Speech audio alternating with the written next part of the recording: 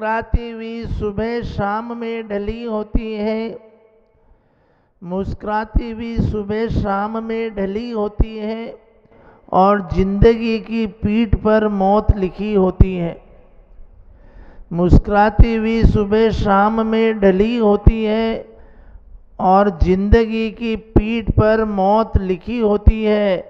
बढ़ा लो कदम जितना बढ़ा सकते हो धर्म की राह में, बढ़ा लो कदम जितना बढ़ा सकते हो धर्म की राह में, क्योंकि मृत्यु की कोई तारीख निश्चित नहीं होती है, मृत्यु की कोई तारीख निश्चित नहीं होती। बंधुओं, डेथ गिव्स नो कैलेंडर, एक इंग्लिश में कहावत है कि मृत्यु की तारीख निश्चित नहीं होती। न जाने कब कौन चले जाए, न जाने कल हम हो या न हो, कभी इस पौद्गलिक देह का भरोसा। इसलिए कहा है कि शुभस्य कार्य शीघ्रम, शुभ कार्य शीघ्राति शीघ्र कर लेना चाहिए, क्योंकि कोई समय का भरोसा। हमेशा जिंदगी में एक सूत्र का ध्यान रखना कि काल सिर पे सवार है।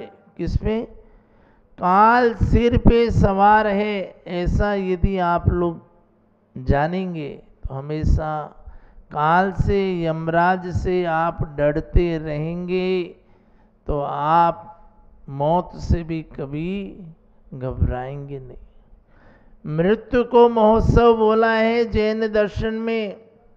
यदि काल सर पे सवार की सुक्ति पर चरितार्थ करते हुए आप अपनी जिंदगी को जिएंगे, तो जब कभी मौत भी आपके सामने आएगी तो वो खुद भी घबरा जाएगी और आप उस मृत्यु को भी महोत्सव के रूप में उसको गले लगाएंगे, जिसको कि अपन समाधि मरण कहते हैं।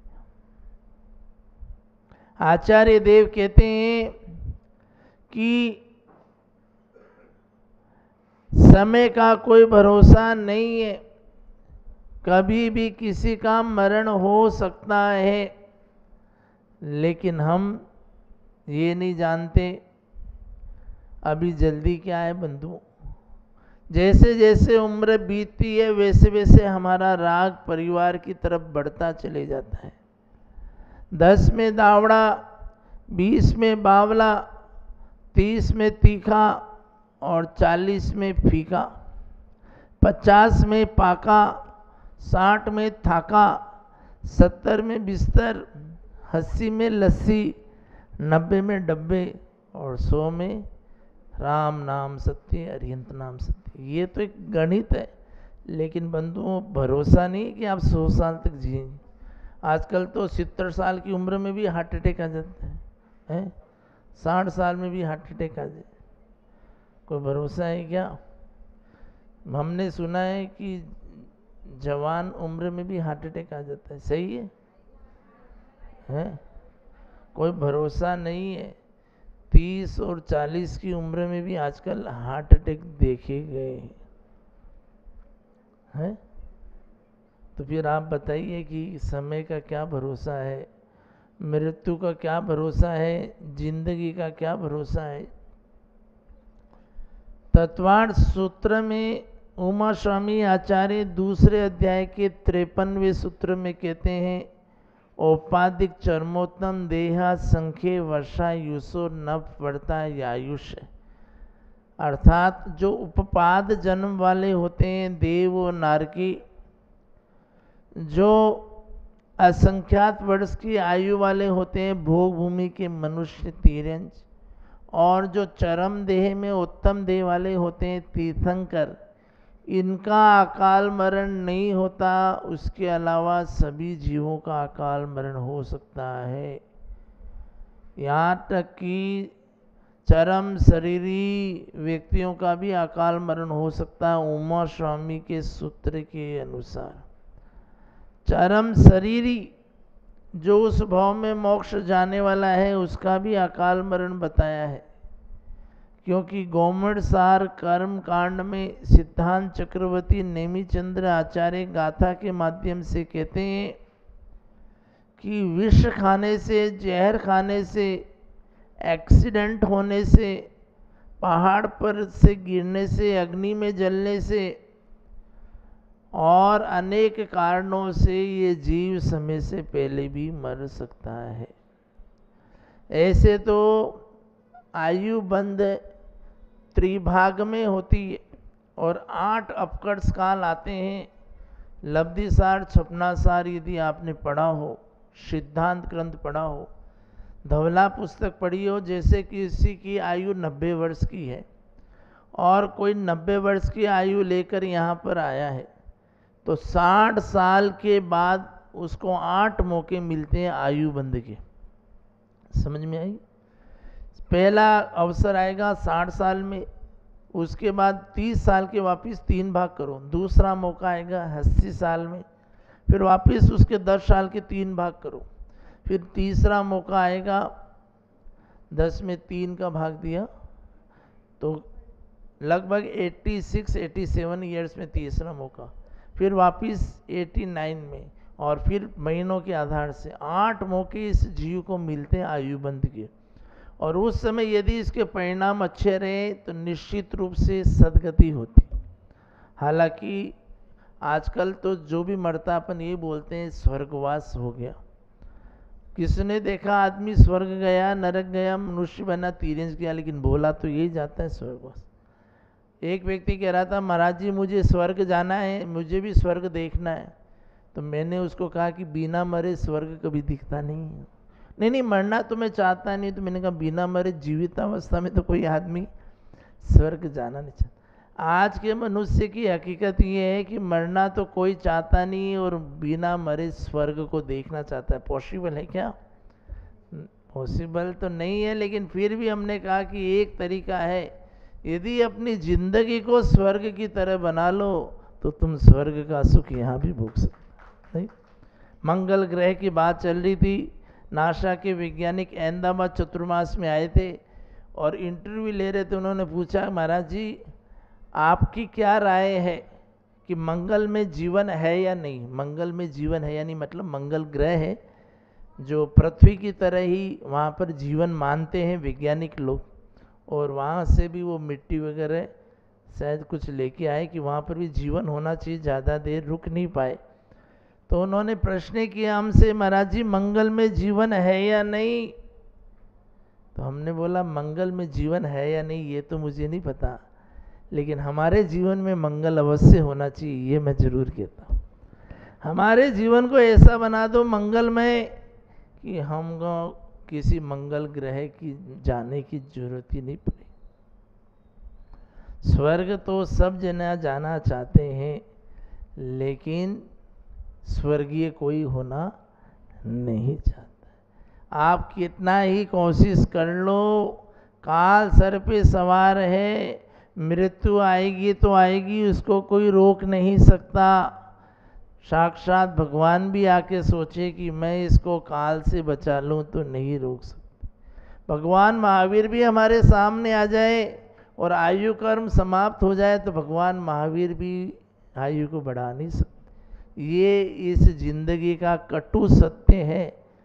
और एक सत्य और है कि भगवान भी जब उनकी आयु शेष रह जाती है तो भगवान को भी मोक्ष जाने के लिए उपक्रम करना पड़ता है। समुद्घात होते हैं, कई बार ऐसी स्थिति आ जाती है कि कर्म की स्थिति रहती है 10-10 साल और उनकी आयु रहती है 10 दिन। समझ में आई बात? भगवान की बात कर रहा हूँ मैं, अरिहंत परमेष्ठी। अब उनको 10 दिन में 10 साल के कर्म काटने, तो वो क्या करते हैं, अपने आत्म प्रदेशों को शरीर से बाहर निकालते हैं, जिसको कि केवली समुद्घात कहते हैं।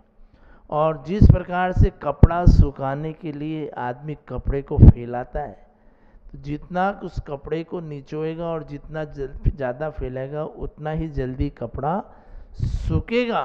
उसी प्रकार से वो आत्म प्रदेश को फैलाते हैं तीनों लोकों तक, और उनके सारे कर्म उस 10 दिन की अवधि को वो नहीं बढ़ा सकते। 10 दिन को वो भगवान भी चाहे कि मैं 10 दिन से 1 घंटा भी ज़्यादा इस दुनिया में रह जाऊं तो वो भी इम्पॉसिबल है। आप मेरी बात को समझ रहे हैं? उनको किसको? अपनी आत्म प्रदेशों को फैलाना पड़ता है, उनको अपने कर्मों को काटना पड़ता है, उनको कर्मों को गलाना पड़ता है। आयु कर्म से तो कोई भी समझौता नहीं कर सकता। आयु कर्म को न तो कोई कम कर सकता है न कोई ज़्यादा कर। हाँ, ये जरूर है कि आप मतलब यदि किसी ने पिछले भाव में आयु बांध ली है तो वो पुरुषार्थ करके कम ज़्यादा कर सकता है। जैसे कि राजा श्रेणिक ने यशोधर मुनिराज के ऊपर जब मरा हुआ सर्प डाला था, तो सबसे जघन्य अपराध मैंने आपको बताया है कि एक फंडा नोट कर लो, सबसे बड़ा अपराध और सबसे बड़ा पाप कौन सा है? मुनि हत्या और मुनि निंदा। तो ही मुनि हत्या या मुनि निंदा या मुनि के ऊपर उपसर्ग करना, ये सबसे बड़ा। चाहे आप एक दूसरे कितने ही पाप कर लो, लेकिन उस सब पे भारी पाप ये हो जाएगा। तो मुनि निंदा, मुनि हत्या सबसे बड़ा पाप। राजा श्रेणिक ने जैसी मुनि की निंदा स्वरूप राजा सरमरावा सांप डाला, उसी समय 33 सागर की नरक आयु बंध गई, जो सर्वोच्च हाईएस्ट, उससे ज़्यादा तो नरक की आयु नहीं। 33 सागर की आयु बनने के बाद रानी चेलना ने उनको समझाया, वापिस मुनिराज के पास गए, उनको पश्चाताप हुआ कि मैंने क्या कर लिया। फिर भगवान महावीर के समोसन में गए और 60,000 प्रश्न किए, एक दो भी नहीं, 60,000 60,000 प्रश्न उन्होंने भगवान महावीर से, मोबाइल से नहीं, SMS से नहीं, ईमेल से नहीं, जैसे आप सामने बैठे हो रूबरू प्रश्न किए और उन्होंने साक्षात उनसे बातें की, लेकिन फिर भी अपनी नरक आयु को वो देवायु में परिवर्तित नहीं कर सके। इतना जरूर फायदा हो गया कि जो 33 सागर की आयु थी 7वें नरक की, वो कम होकर 84,000 वर्ष रह गई और पहले नरक तक वो अपकर्ष हो गया। लेकिन नरक आयु को चेंज नहीं कर पाए। आयु कर्म कभी चेंज होता ही नहीं है बनने के बाद। और दूसरी बात, उन्होंने तीर्थंकर प्रकृति का भी बंद कर लिया। देखो तो सही आप, भगवान महावीर के उपदेशों को सुनकर विशुद्धता आ गई, तीर्थंकर प्रकृति का बंद कर लिया, लेकिन नरक आयु को नहीं बदल सके। और वो इसी पृथ्वी पर, अपन जिस पृथ्वी पर रह रहे हैं, 81,500 वर्ष बाद वो पहले तीर्थंकर बनेंगे महापद्म नाम के। लेकिन अभी कहाँ है वो? अभी नरक में है, पहले नरक में, जिसमें से 2,500 वर्ष, 2600 साल तो हो गए, लगभग 2,500 वर्ष तो बीत गए। 84,000 वर्ष में जब भगवान महावीर को निर्वाण हुआ था, भगवान महावीर के समय की बात है ये, तो उस समय वो नरक में गए और तब से लेके अभी तक नरक में ही है और 81,000 वर्ष तक अभी वो नरक में रहेंगे। तब तक यहाँ पर छठा काल भी आ जाएगा वापिस, फिर छठा काल उत्सर्पणी का पहला काल के रूप में परिवर्तित होगा, फिर उत्सर्पणी का दूसरा काल आएगा, वो भी 21,000 करेगा, फिर उत्सर्पणी का तीसरा काल आएगा, वहाँ पर फिर अपने इस अवसर्पणी के चतुर्थ काल की तरह वापिस 24 तीर्थंकर यहाँ इस धरती पर जन्म लेंगे। उस सर्पणी का तो होगा तीसरा, और वहाँ पर फिर वापिस महापद्म नामक पहले तीर्थंकर के रूप में डायरेक्ट आएंगे, स्वर्ग नहीं जाएंगे। नरक से स्वर्ग तो डायरेक्ट जा ही नहीं सकते, वो सीधा नरक से निकलकर यहाँ तीर्थंकर की पर्याय में इसी धरती पर उत्पन्न होंगे। इतनी विशुद्धता को धारण करने के उपरांत भी वो नरक आयु से वंचित नहीं रह सके, क्योंकि आयु सबसे महान। मैं आपको आज ये बताना चाह रहा हूँ कि इतनी विशुद्धता तीर्थंकर प्रकृति, लेकिन फिर भी वो अभी नरक में है। क्यों?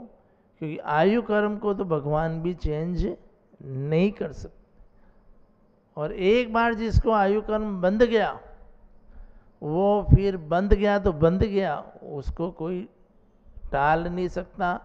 और जिसको नरक आयु और तिरंच आयु का बंध हो गया, कितना ही पुरुषार्थ कर ले, वो कभी कोई नियम नहीं ले सकता, कभी वो साधु को आहार नहीं दे सकता, कभी वो पंचम गुण स्थान वृत्ति नहीं बन सकता, कभी साधु नहीं बन सकता।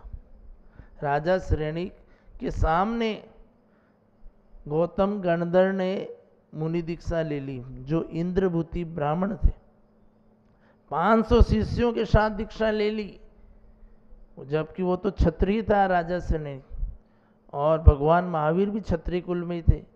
उनके सामने सभी लोग दीक्षा ले रहे हैं, अपनी आत्मा का कल्याण कर रहे हैं, लेकिन राजा सैनिक ने एक भी नियम तक नहीं लिया। क्यों? उसके भाव ही नहीं हुए। प्रश्न पूछना अलग बात है, जिज्ञासा समाधान उसने बहुत किया, विशुद्धता हुई, तीर्थंकर प्रकृति भी बांध ली, 33 सागर को 84,000 में भी कन्वर्ट कर लिया, लेकिन नियम नहीं ले पाया और साधु को आहार भी नहीं दे पाया। ये क्योंकि उसके नरक आयु का बंद हो गया। जिसके नरक आयु का बंद हो जाता है उसको साधु को आहार देने की इच्छा ही नहीं होती, और वह आहार भी नहीं दे पाता है। त्रिलोक सार में सिद्धांत चक्रवर्ती नेमिचंद्र आचार्य कहते हैं, जो एक बार साधु को आहार दे देता है, चाहे वो मिथ्या दृष्टि भी क्यों ना हो, वो कभी मरकर नरक और तिर्यंच गति में नहीं जाता।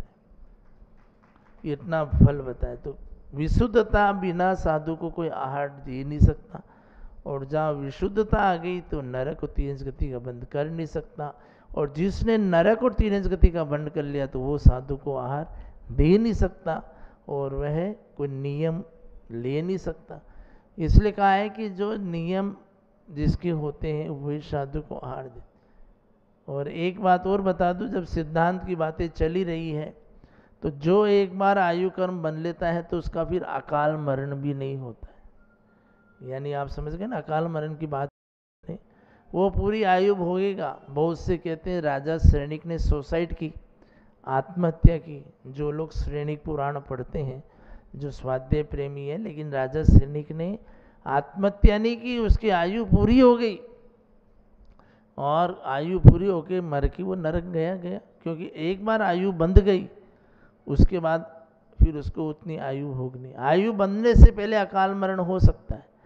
आदमी 90 साल की उम्र लेके आया है तो 20 साल, 30 साल, 40 साल एक्सीडेंट में, हार्ट अटैक से और अनेक कारणों से, जहर खाने से, फांसी का फंदा लटकने से, अनेक कारणों से जीव मर सकता है। लेकिन कब? जब इसकी आयु नहीं बनती। और दूसरी बात, आप पूछोगे कि अगर मान लो किसी का अकाल मरण हो गया तो उसकी आयु कब बंधेगी? जिस समय अकाल मरण होता है तो मरने से 1 सेकंड पहले उसके जैसे परिणाम रहते हैं, अंतर्मुहूर्त पहले, उस समय उसको परिणाम अगर उसके अच्छे हुए तो सदगति का बंद हो जाता। अकाल मरण वाला भी स्वर्ग जा सकता है।